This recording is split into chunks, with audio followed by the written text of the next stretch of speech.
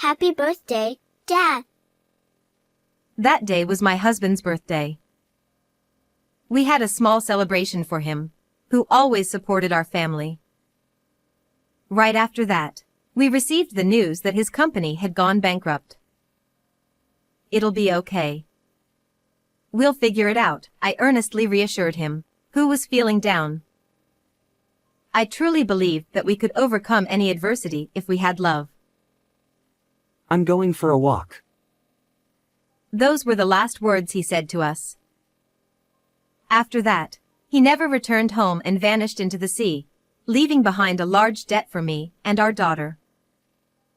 My husband Diego and I had been together since our student days. I became a nursery school teacher, and he started his own investment company. Our paths diverged significantly, but we got married a few years after graduation and had our daughter Isabella, and 4 years passed. We were a close-knit family of 3. That day was his birthday. Our daughter and I made a homemade cake and prepared a small gift to celebrate him. Happy birthday, Dad. Oh, thank you. He was very happy with our daughter's birthday wishes and the watch I gave him. I never doubted that such happiness would continue forever. Not yet. This is the critical moment. Don't rush. A few hours after the birthday party, when our daughter had fallen asleep, he was busy handling calls from work. I had seen him looking serious while on the phone before. He was probably discussing work, but I didn't understand the workings of an investment company. Why can't you do as you're told? You incompetent. After several exchanges on the phone, I heard him yell in frustration. I opened the study door to find him slumped over, his shoulders sagging. What's wrong? You're being too loud. You'll wake Isabella. Sorry. I failed in a deal. He muttered without looking at me. What? What does that mean? Are you okay? No, it's bad. The company is going to collapse. When I heard those words, it felt like the air had changed for a moment.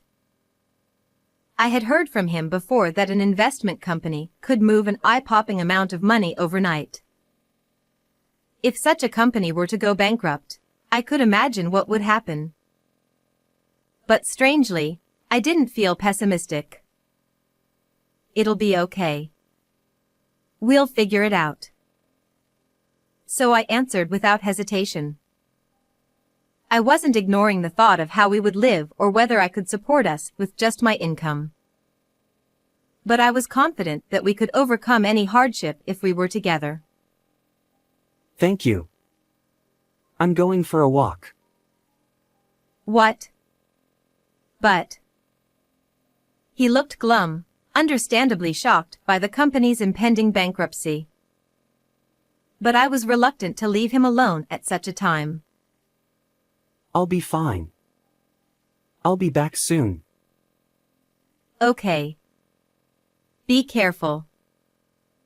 I reluctantly agreed to his outing, but my anxiety wouldn't go away. Please, come back. I beg you. I watched him leave, making him promise, but he quietly closed the door without responding. Looking back, that was my biggest mistake. I should have forced him to stay. What did you say just now? The police contacted me the morning after he left. We found shoes that appear to belong to your husband and what seems to be a suicide note. When they told me that, my mind went blank. The location was a scenic spot overlooking the sea in our hometown. But it was also a notorious cliff where people frequently jumped to their deaths. The police contacted me based on the personal belongings he left behind. Despite an earnest search, bad weather set in from that day, and the sea became rough, so the police quickly gave up looking for him. I wanted to search for him myself, but with a young daughter to care for, there was little I could do. Where did Daddy go? He'll be back. He promised. I muttered to myself, holding my anxious daughter. Why didn't I stop him then? Thinking that made my heart feel like it would break. But more bad things followed, piling on us who had suddenly lost our family. Please, go away. You can't just show up and say that. My daughter has nothing to do with this. Debt collectors started coming to our house daily, demanding I repay my husband's debts. It turned out that his company had already been in trouble for months before he disappeared. He had apparently borrowed money from shady sources. They claimed I was a guarantor for his debts, but I had no memory of agreeing to that. Debt collectors hounded us relentlessly, ignoring our mourning, and I was mentally cornered. They even showed up at my workplace, forcing me to quit.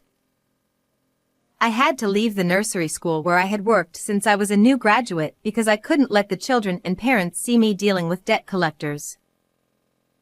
Without him, everything about our lives changed. If my parents hadn't taken us in, I might have ended up taking my own life and my daughter's. With help from a lawyer and a judicial scrivener, it took several months to settle the debt issue.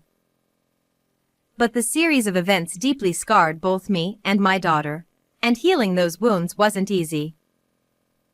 Still, I couldn't stay down forever, so I started moving forward for my daughter's sake. 3 years later, after finding a new job in my hometown, our lives finally stabilized. My daughter, now 7, grew up to be a sweet child, made lots of friends at school, and was happy. I was also fortunate to have good mom friends, and our lives gradually improved. A trial session at the new sports facility? One day, a mom friend invited me to such an event. The large, clean facility had both sports and hot spring facilities, with a daycare center, so we could enjoy the services without worry. I didn't have any particular hobbies outside of work, but I thought it might be good to exercise deliberately for a change. That night, while preparing dinner, I glanced at the TV and saw a local program featuring the facility. I thought it was perfect timing and stopped what I was doing to watch. A man appeared on the show, being interviewed with his elegant wife and child, as a successful businessman who had established the sports facility with a daycare center. It was just an ordinary scene, but I couldn't take my eyes off the man I had never seen before. Why do I feel like I've met this person somewhere before? Like he's been close to me all along, like he's familiar. At first, it was just a slight unease. But when the man on TV started a certain gesture, I felt a chill run through my entire body. Diego. I involuntarily muttered. No matter how much our lives changed over the 3 years, I never forgot him. I saw a resemblance to my missing husband in the man on TV. Diego had a unique habit. When he was nervous, anxious, or lying, he would fiddle with the nail on his right middle finger. That's why his finger was always noticeably ragged. The man's distinctive habit and finger shape were unmistakable. But the world is vast. Maybe it's just a coincidence. I considered that. The man's face was different from my husband's, and his name was introduced as Kyle, so there was a possibility it was just a look-alike. However, the timing of my mom friend's invitation and this suspicion felt almost orchestrated. So, I decided to attend the trial session to investigate further. That day, my friend and I left our children in the daycare center within the facility and headed to the venue we were interested in. The event promised a relaxing experience, an hour of hot yoga followed by access to the hot springs.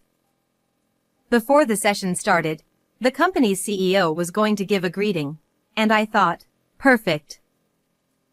This is my chance to see him up close. I seized the opportunity and took a seat in the front row, right in the center, where I could see the man clearly. There he is, the guy from TV. He appeared before the participants and stood directly in front of me. The moment he faced the audience, our eyes met. I didn't miss the slight twinge of his expression. After breaking eye contact, he nervously started fidgeting with his right middle finger's nail. There's no doubt about it, it's Diego.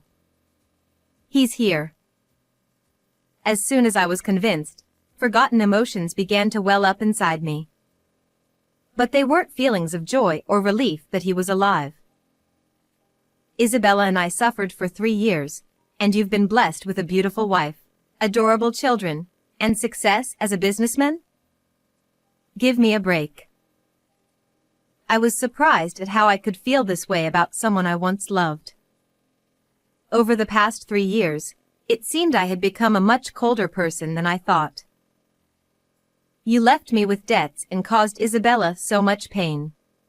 You must have had a delightful 3 years. Enough is enough. From that point on, I had no hesitation. I contacted the administrative scrivener and lawyer who had previously helped me, and I bravely made a call to a certain agency. A few weeks later, a man showed up at my parents' house with a furious expression. As soon as he saw me, he yelled, "What the hell did you do?" It was Kyle, the CEO of that sports facility. "And you are?" I asked, deliberately acting unaware. Kyle's eyes narrowed in anger. "Don't play dumb." It's Diego. Your husband.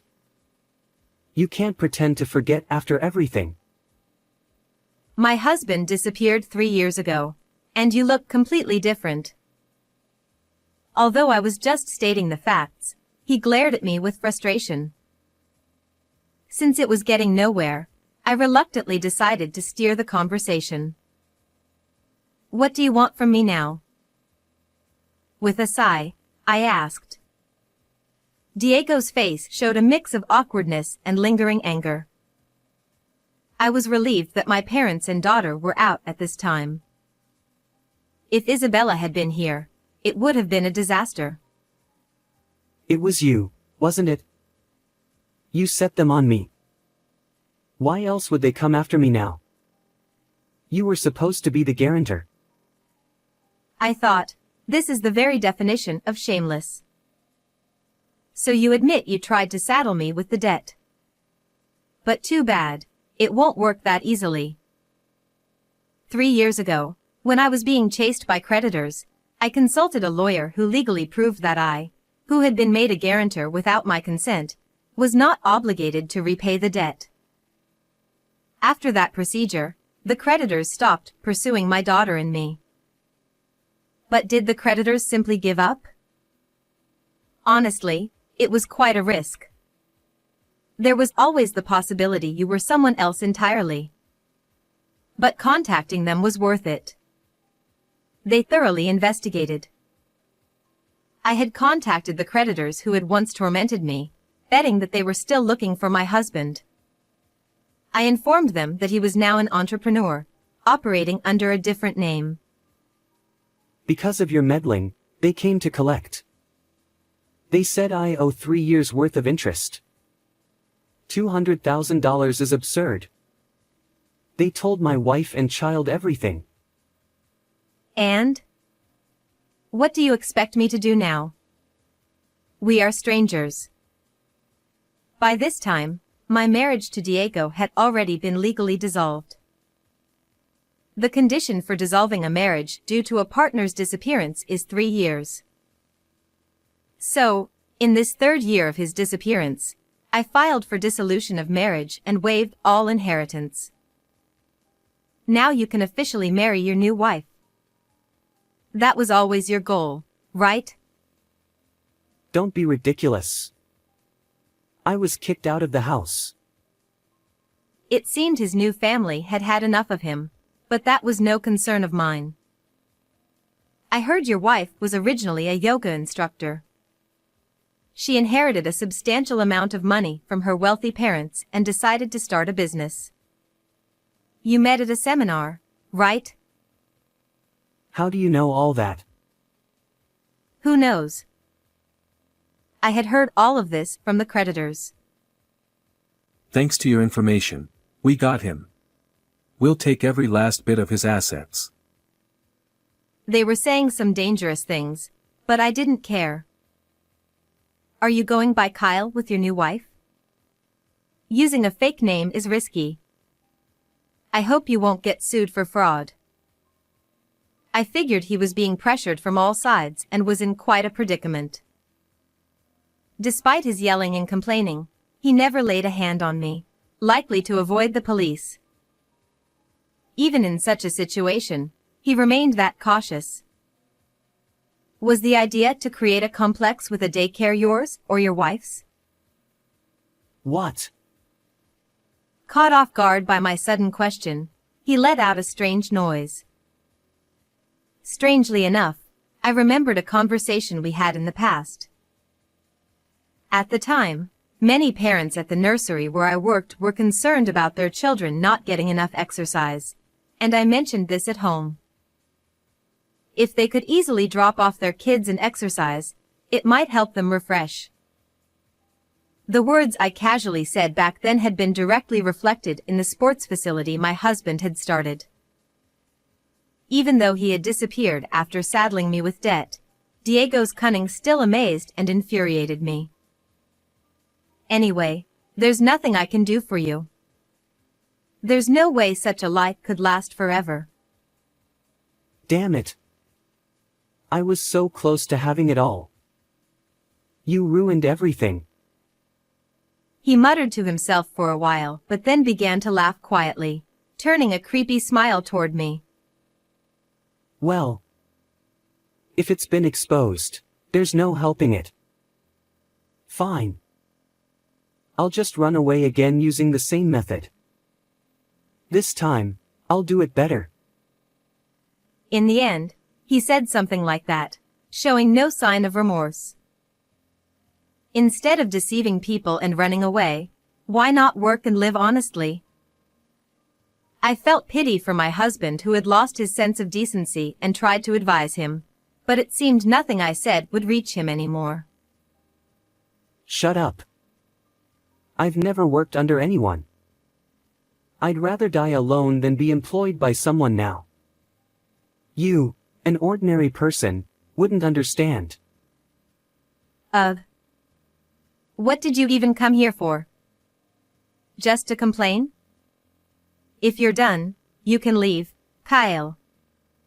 Someone's here to pick you up. Ha! Who? At that moment, the front door burst open, and several men stormed in. They didn't look like ordinary people and quickly surrounded Kyle. When my husband came to my house, I had already called the creditors over. As soon as one of them grabbed his arm, Kyle's face turned pale, looking at me with a mix of pleading and anger. You bastard! You did it again. Ah, no, help me.